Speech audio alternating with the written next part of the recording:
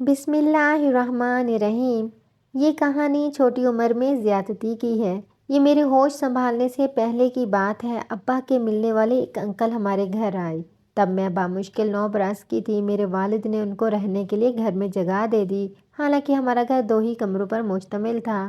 اس شخص کا نام کریم علی تھا، لیکن والد اس کو کریمو بلاتے تھے۔ امی نے کریمو کے بارے میں پوچھا تو ابا نے بتایا کہ یہ میرا بچپن کا دوست ہے، ان دنوں مشکل میں ہے اور اس کے پاس رہنے کی جگہ نہیں ہے، تبھی میں نے کچھ عرصہ کے لیے اپنے گھر میں اس کو ٹھہرا لیا ہے۔ ہماری دوستی بھائیوں جیسی ہی ہے، تم اسے اپنا چھوٹا دیور ہی سمجھو۔ اس نے مجھے اپنی مشکل بیان کی تو میں انکار نہیں کر سکا۔ آپ نے بہت اچھا کیا، لیکن اس کو رات میں سلائیں گے کہاں؟ ارے بچوں والے کمرے میں، یہ بھی وہاں پڑھ کر سویا رہے گا۔ ابھی تو سردیاں ہیں، ورنہ رات کو چھت پر سونے کا انتظام کر دیتا۔ میری والدہ خاموش ہو گئیں۔ وہ ابا سے زیادہ بحث و تکرار نہیں کرتی تھی۔ کریمو ایک کارپینٹر کے پاس کام پر چلا جاتا اور شام کو لوٹ کر آتا۔ وہ کبھی بھی خالی ہاتھ نہ آتا تھا۔ ہمیشہ ہم بچوں کے لیے پھل فروٹ، کبھی صبح کے ناشتے کا سامان، انڈے، ڈبل روٹی وغیرہ لے آتا۔ وہ صرف ناشتہ ہمارے گھر سے کرتا تھا، دوپہر کا کھانا احمد کے پاس دکان پر، اور رات کو کبھی کہیں باہر سے کھا لیتا تھا۔ اور اگر کبھی کبھی وہ آ جاتا تو والد اصرار کر کے اسے رات کے کھانے پر ساتھ بٹھا لیتے تھے۔ ہم سب بچے اس کو چچا کہتے تھے، کیونکہ والد کہتے کہ یہ مجھے سگے بھائیوں جیسا عزیز ہے۔ برے دنوں میں کریمو نے بھی ساتھ دیا۔ والد کی تنخواہ زیادہ نہ تھی، گھر کا گزارا بڑی مشکل سے ہو رہا تھا، تاہم کریمو کے آ جانے سے اب کچھ آسودگی ہو گئی تھی۔ خرچہ ختم ہو جاتا تو وہ اپنے پیسوں سے راشن لے آتا تھا۔ کبھی تیل، دال، چاول ختم ہو جاتے اسے پتہ چل جاتا، تب وہ چیزیں خرید کر لا دیتا اور رقم نہ لیتا۔ وہ کہتا کہ میں بھی تو اس گھر میں رہتا ہوں، اتنا تو میرا حق بھی بنتا ہے کہ اس گھر کی خوشحالی میں اپنا حصہ ڈالوں۔ امی سے کہتا، اگر آپ مجھے ان بچوں کا سگا چاچا سمجھ لیں تو میرے لیے اس سے بڑھ کر اور خوش نصیبی کیا ہوگی کہ میں آپ لوگوں کے کام آ سکوں۔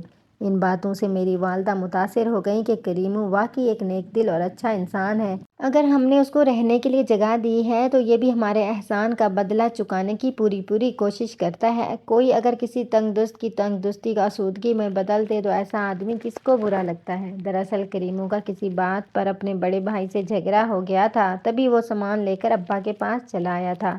اب وہ اپنے بھائی کے گھر جا کر رہنے پر تیار نہ تھا۔ کریمو اپنی کمائی میں سے آدھی رقم ہمارے گھریلو اخراجات میں ملانے لگا تھا۔ تبھی مل جل کر اچھی گزر بسر ہونے لگی۔ مالی لحاظ سے میرے والدین کو بھی سہولت ہو گئی۔ ہم کل 4 بہن بھائی تھے، سبھی مجھ سے چھوٹے تھے۔ یہ نادانی کا وقت تھا۔ مجھے کریمو چچا اچھے لگتے تھے۔ وہ پانی لانے کو کہتے یا کوئی کام کہتے تو میں دوڑ کر دیتی تھی، کیونکہ بچے کھانے پینے کے شوقین ہوتے ہیں، اور ہم کریمو کی دریا دلی سے بہت خوش رہتے تھے، جو ہمارے لیے تقریباً روز ہی بسکٹ، ٹافیاں یا کچھ ایسی چیزیں لاتے جن کو بچے پسند کرتے ہیں۔ اماں بھی اعتراض نہ کرتی کہ وہ ان کو اپنے گھر کا ایک فرد گردان چکی تھیں۔ ایک کمرے میں ہمارے والدین سوتے تھے، دوسرے میں ہم سب بچے زمین پر سو جاتے تھے۔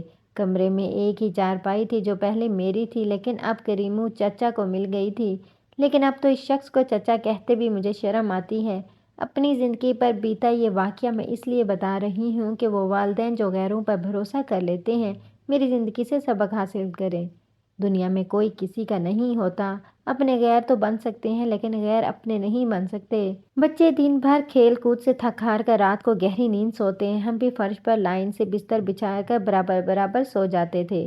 میں اسکول جانے کے علاوہ امی کے کام بھی کرتی تھی، لہٰذا تھک جاتی تھی۔ رات کو پھر ایسی گہری نیند آتی کہ کسی بات کا ہوش نہ رہتا، اور ویسے بھی 4تھی کلاس کی بچی کو بھلا کس بات کا ہوش ہوتا ہے؟ تبھی جب میرے بہن بھائی سو جاتے، رات کو یہ شخص مجھے اٹھا کر اپنے ساتھ چارپائی پر لٹا لیتا۔ مجھے کسی بات کا مطلب سمجھ میں نہ آتا تھا۔ میں تو نیند میں ڈوبی ہوتی یا گہری غنودگی میں کبھی سو جاتی، کبھی جاگ جاتی۔ پھر وہ مجھے پیسے، میٹھی گولیاں اور بسکٹ وغیرہ دے دیا کرتا تھا، اور کہتا کسی کو بھی رات کو بیتی ہوئی بات نہ بتانا۔ وہ نہ بھی کہتا تب بھی میں کسی کو کیا بتاتی، جبکہ میں خود بھی یہ بات اچھی طرح نہیں جانتی تھی کہ میرے ساتھ کیا ہو رہا ہے۔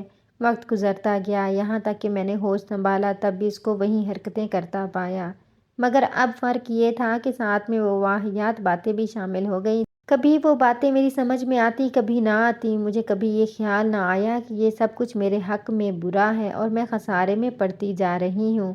ہم بچوں کے کمرے کے ساتھ تھوڑی سی زمین تھی۔ کریمو نے ابا کو صلاح دی کہ اگر تم برا نہ مانو تو اس جگہ پر 4 دیواری بنا کر چھت ڈلوا دوں گا۔ کارپینٹر تو اپنا دوست ہے، چھت کھڑکیاں دروازے سب بہت کم پیسوں میں بن جائیں گے، مزدوری میں خود کر لوں گا۔ ابا اس تجویز پر خوش ہو گئے۔ یوں بھی گھر میں ایک کمرے کی اشد ضرورت تھی۔ انہوں نے کہا کہ سر میں کڑوے تیل کی جگہ گھی پڑ جائے تو کیا برا ہے؟ بسم اللہ کرتے ہیں۔ دیکھتے ہی دیکھتے چند دنوں میں ایک چھوٹا سا کمرہ تیار ہو گیا۔ کریمو نے ہمارے کمرے کے درمیان دروازہ بنوا دیا تاکہ نیا کمرہ دوسرے کمرے سے جڑا رہے۔ والد نے نئے کمرے میں نئی چارپائی ڈلوا کر یہ کمرہ کریمو کے حوالے کر دیا تاکہ وہ سکون سے علیحدہ رہ سکے اور بچے اپنے کمرے میں آرام سے پڑھائی کر سکیں۔ ہم بہن بھائی اگرچہ اپنے کمرے میں ہی سوتے تھے اور کریمو اپنے کمرے میں، مگر درمیانی دروازہ آسانی سے کھل جاتا تھا۔ تبھی جب میرے والدین اور بہن بھائی سو جاتے تو یہ شخص چپکے سے ہمارے کمرے میں آ جاتا۔ اب مجھ کو سب کچھ سمجھ آنے لگا تھا۔ میں اسے کہتی، کریمو چچا ہمارے کمرے میں رات کو نہ آیا کرو ورنہ میں اپنے ابا کو بتا دوں گی۔ تبھی وہ مجھے کہتا، چل جا، تیرا ابا کب تیری بات مانے گا؟ وہ تو میری بات کا یقین کرے گا کیونکہ میں اس کو اپنی آدھی تنخواہ دیتا ہوں۔ میں کہہ دوں گا کہ تم خود آتی ہو رات کو میرے پاس، مجھ سے طرح طرح کی چیزیں لانے کی فرمائش کرتی ہو اور جب میں یہ فرمائش پوری نہیں کرتا تو تم غصے میں میری شکایت لگاتی ہو۔ میں دبک جاتی کیونکہ اس نے مجھے بہت ناسمجھی کی عمر سے ہی ڈرا دھمکا دیا تھا۔ میں اس سے ڈرتی تھی اور پھر میری ایک نہ چلتی تھی۔ 9 برس یہ شخص ہمارے ساتھ رہا، اپنے معمول سے نہ ہٹا۔ ادھر میرے والدین اس کی خیر خواہی میں فکر مند رہتے تھے کہ کب تک کریمو کنوارا رہے گا، اب اس کی شادی کروا دینی چاہیے تاکہ اس کا گھر بھی بس جائے۔ ابا کے کہنے پر والدہ نے اس کے لیے شریک حیات کی تلاش شروع کر دی۔ بالآخر ایک جان پہچان کے متوسط گھرانے میں رشتہ ڈھونڈ لیا۔ وہاں کریمو کا نکاح ہو گیا۔ شادی کے بعد کچھ دن تو وہ اپنی بیوی میں کھویا رہا اور پھر وہی پرانی روش دہرائی جانے لگی۔ جب اس کی بیوی میکے جاتی وہ ہمارے کمرے میں گھس آتا تھا۔ میں کسی کو کچھ بھی نہ بتا سکتی تھی، دل ہی دل میں جلتی کڑتی رہتی تھی۔ والدین نے تربیت ایسی کی تھی کہ کسی بات پر بھی زبان کھولنا گردن زنی والی بات تھی۔ ابا سے بہت ڈر لگتا تھا کہ جانے کیا کر گزریں گے۔ تب مجھ میں بھی اتنی ہمت نہ تھی کہ امی کو ہی بتا دیتی کہ کریمو سے میرا جھگڑا ہو جاتا تو وہ کئی قسم کی ڈراؤنی دھمکیاں دے کر مجھے چپ رہنے پر مجبور کر دیتا۔ وہ عمر میں مجھ سے بہت بڑا تھا، تبھی مجھ پر اس کا بہت رعب تھا۔ میں پوری طرح اس کے دباؤ میں تھی۔ ایک دن اس نے ابا سے کہا کہ میرا استاد کام بہت لیتا ہے اور معاوضہ کم دیتا ہے، میں الگ سے دکان کرنا چاہتا ہوں تاکہ کچھ رقم اکٹھی ہو تو اپنا گھر لے سکوں۔ والد نے اپنے دوستوں سے قرض لیا اور کچھ اپنی جمع پونجی اس کو دے کر دکان کھول دی۔ وہ چند ماہ میں ہی سارا مال ختم کر کے چلتا بنا۔ وہ تو چلا گیا لیکن اس کی وجہ سے میرا ضمیر مجھے ملامت کرتا رہا اور میرا خیال کہیں ہوتا تھا، کام کہیں۔ عجیب خپتی ہو گئی تھی۔ سہیلیاں میری حالت دیکھ کر کڑتیں۔ وہ مجھ سے پوچھتی تھی کہ تم کن خیالوں میں کھوئی رہتی ہو؟ انہیں کیا معلوم کہ مجھ کو اپنی اس داغداری کا غم ہے جس کو ایک ظالم تار تار کر گیا ہے۔ میں امتحان میں بھی اس وجہ سے کامیاب نہ ہو سکی۔ وہ شخص تو جا چکا تھا اور میری سنہری عمر بھی میلی بو بن کر نکل چکی تھی۔ مگر دل کی خلش یہ کہ ختم نہیں ہوتی۔ اس کے بعد جتنے بھی حادثے ہوئے میری زندگی میں، اس شخص کو ہی ان کا ذمہ دار سمجھتی ہوں۔ اس کے چلے جانے کے بعد احساس ضیاع میں اس بری طرح گرفتار ہوں کہ ہر وقت کھوئی کھوئی رہنے لگی۔ سوچ سوچ کر دماغ موف ہو گیا تھا کہ اس گندے انسان کو کیسے موت کے گھاٹ اتاروں۔ حالانکہ یہ کام میرے بس کا نہیں تھا۔ دعا کرتی تھی کہ خدا کرے یہ کہیں چلا جائے، اس کا ایکسیڈنٹ ہو جائے یا ڈوب کر مر جائے۔ جب وہ چلا گیا کچھ دن میں نے سکھ کا سانس لیا، قدرے سکون بھی ملا۔ میں اپنے کزن نعمان کو بھی بہت چاہتی تھی لیکن اس کے ساتھ مجھے اس بات کا بھی شدید احساس تھا کہ میں اس کے قابل نہیں ہوں۔ ایک عرصے تک بس چپکے چپکے اس سے محبت کرتی رہی اور میری بد نصیبی دیکھیے کہ جب وہ خود میرا بن جانے پر راضی ہوا تو میں نے خود ہی انکار کر دیا۔ یہ انکار کرتے وقت میرے دل پر تو قیامت گزر گئی لیکن اس کے سوا کوئی چارہ نہ تھا۔ انہوں نے میرا رشتہ میرے والدین سے مانگا تھا۔ ہمارے درمیان محبت کا کوئی چکر نہ تھا مگر نعمان بھی مجھے پسند کرتا تھا اور اس کی دلہن بننا تو میرا سب سے خوبصورت خواب تھا۔ جب والدین نے ہاں کہہ دی تو ایک روز نعمان نے مجھ سے بات کی، بلکہ میری رضامندی کے بارے میں پوچھا۔ اس نے میری رائے لیتے وقت کہا تھا کہ دیکھو سائمہ، اگر مجھ کو پسند کرتی ہو تو ہاں کہنا، میں تم کو ہر قیمت پر حاصل کروں گا۔